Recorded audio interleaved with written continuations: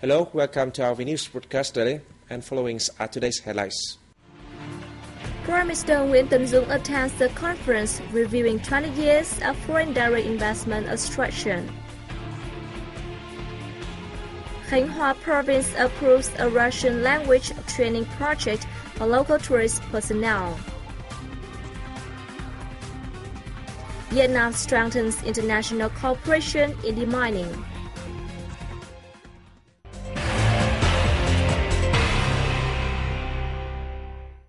The Central Anti-Corruption Steering Committee convened its second meeting in Hanoi on March 26th. Party General Secretary Nguyễn Phú Trọng, who is also head of the committee, chaired the event. Nguyễn Bá Thành, head of the Party Central Committee's Internal Affairs Commission and permanent deputy head of the steering committee, announced draft documents on the committee's working regulations, the decisions to assign tasks on its members and its key programs for 2013. This year, the committee will focus on information dissemination and education on anti-corruption work, the completion of an institution on this work, and the uncovering and dealing with corruption cases. At the meeting, the steering committee's members contributed many opinions to perfecting these draft documents. Trọng praised the efforts by the Internal Affairs Commission as a permanent office of the steering committee and some relevant agencies in preparing the draft documents. He urged the Commission to gather the comments of the steering committee's members to complete the documents.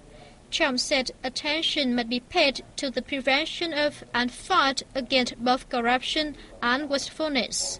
He added the building of the working regulations must be in line with the Paris statutes, the amended law on anti-corruption work, and other relevant legal documents.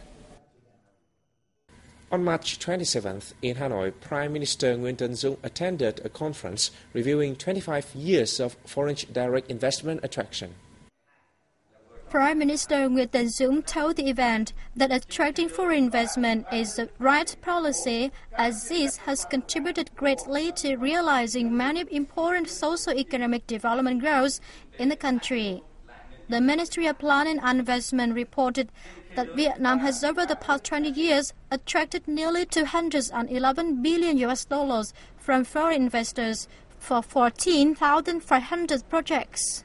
By the end of February of this year, nearly $100 billion of the registered $211 billion for investment were disbursed.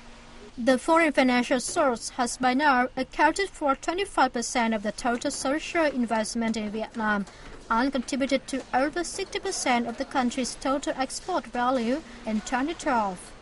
Foreign invested enterprises gave $14.2 billion during 2001 and 2010, and nearly $3.7 billion in 2012 alone to the state budgets, the ministry reported. Through foreign invested projects, modern technology, equipment, expertise, and management experience have been transferred into the country, and direct and indirect jobs have been generated for 5 to 6 million workers. Prime Minister Dũng said Vietnam will continue improving drastically the country's investment environment to draw in more foreign investment and use the capital source efficiently. He asked the ministries, sectors and localities to join by adopting generous incentives for large-scale socio-economic infrastructure projects, which are able to produce enormous positive impacts on the country's socio-economic growth, and taking strong moves to invite foreign investors to projects applying the public-private partnership form.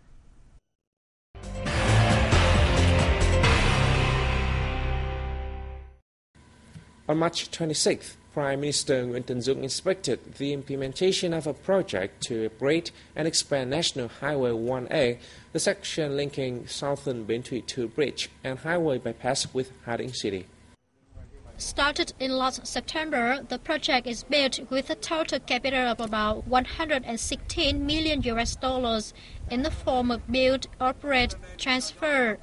The 35-kilometer-long and 25.5-meter-wide 6-lane road is of great importance in the socio-economic development strategy of the Central Province of Hà Tĩnh in particular and the Northern Central region in general.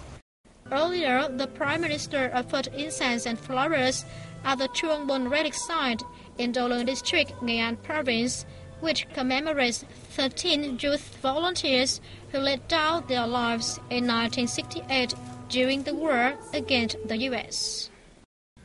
A senior party official has said the Communist Party of Vietnam and the Communist Party of India, Marxist, should continue promoting their relations through the exchange of delegations and theories, as well as the sharing of experience in party building and economic development. Đinh Thế Huynh, Politburo member and secretary of the party's Central Committee, made the statement at a reception for a delegation from the Communist Party of India, Marxist, led by Politburo member M.A. Barbie in Hanoi on March 26th. Huynh described the visit as a vivid manifestation of the traditional friendship between the two parties and peoples. He expressed his wish that the Indian side, with its important role in the political arena of India, will contribute to consolidating ties between the two nations. Barbie said his party will further develop the friendship between the two peoples, thus strengthening the two nations' strategic partnership. The Vietnam Veterans of America Foundation under the International Center and the Geneva International Center for Humanitarian Demining will work with Vietnam in overcoming bomb and mine aftermaths. To this effect, a memorandum of understanding was signed in Hanoi on March 27th between the two centers and the State Steering Committee on National Action Program on Settling Consequences Caused by Unexploded Ordnance. Under the Memorandum of Understanding, by 2015, the two centers will provide consultations to have Vietnam continue the implementation of the action program on overcoming unexploded ordnance consequences, as well as improving the country's capacity in this work. They will assist Vietnam in building an information management system and other systems necessary for plan making and effective coordination among the involved sides. In addition, the two organizations will have Vietnam improve the surveying and clearance of unexploded ordnance and include them in the country's socio-economic development programs. The two centers will support the country to build national standards on overcoming consequences caused by post-war bombs, mines, and explosives in line with the international mine action standards. During the war, Vietnam was subjected to 15 million bombs, mines, artillery shells, and other munitions. As much as 10% of these ordnances are estimated to have yet been defused.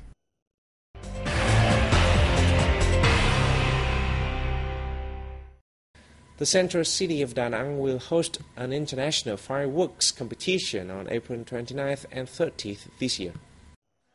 According to the Municipal People's Committee, the annual event, the sixth of its kind, will bring together teams from Russia, Italy, Japan, and host Da Nang.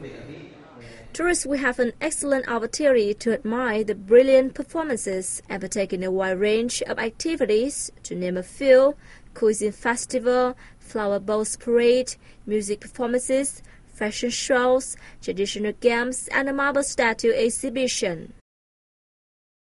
Khánh Hòa Province has approved a Russian language training project for local tourist personnel.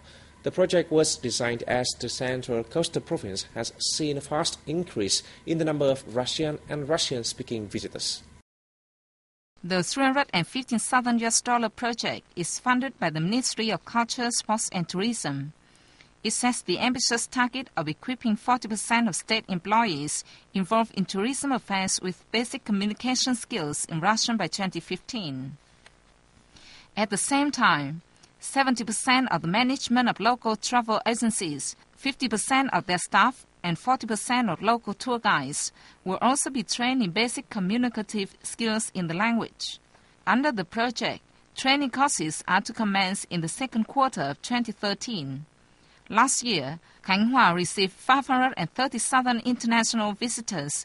83,000 of them were Russians, accounting for 15%. It is forecast that the number of Russian tourists arriving in the province will increase by around 20% each year in the coming time. At present, 3 daily flights are bringing visitors from Russia's Far East region to the province through Cam Ranh International Airport. The national carrier Vietnam Airlines will also launch a service from Cam Ranh to Moscow this April. And that is the end of our news today. Thanks for watching and see you next time.